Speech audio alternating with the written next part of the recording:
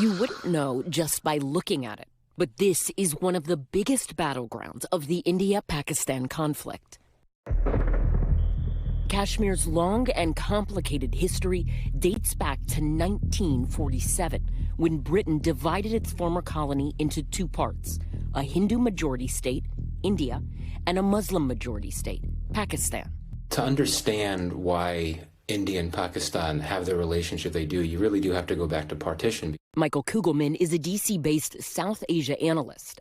What this meant is that if you had Muslims in Hindu-majority areas, they had to go to other areas, and vice versa. It became an incredibly dangerous and indeed deadly experience. Things got off to a very bad start. At the same time, the fate of Kashmir, the mountainous region between both countries, was still up in the air. Both countries staked a claim to the region, leading to the first Indo-Pakistani War.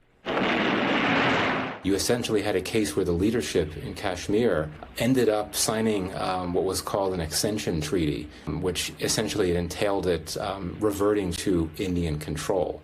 A ceasefire between Pakistan and India. And that was something that was never accepted by Pakistan, and it would lead to all types of tensions as well as several wars between India and Pakistan. Which brings us to 1965. Fighting only lasted a few weeks, but it was extremely bloody on both sides. It ended with a UN-brokered ceasefire, but peace was short-lived. A regional war erupted in 1971, which led to the creation of an entirely new country.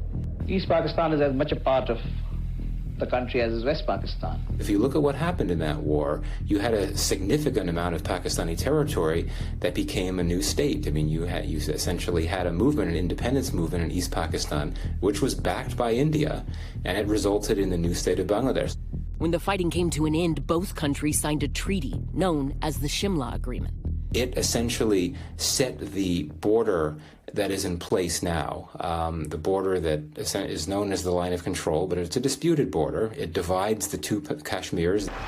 All that to say, nothing really changed.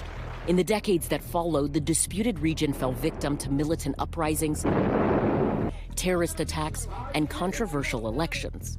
It's important to also recognize that there are other issues that have driven this enmity between the two countries, whether you're talking about state-sponsored terrorism in Pakistan, which has targeted India, or whether you're talking about the ideological views of the Narendra Modi government in India. And no one is under any illusions about what lies ahead. The world now on edge as two nuclear powers appear to be on the brink once again.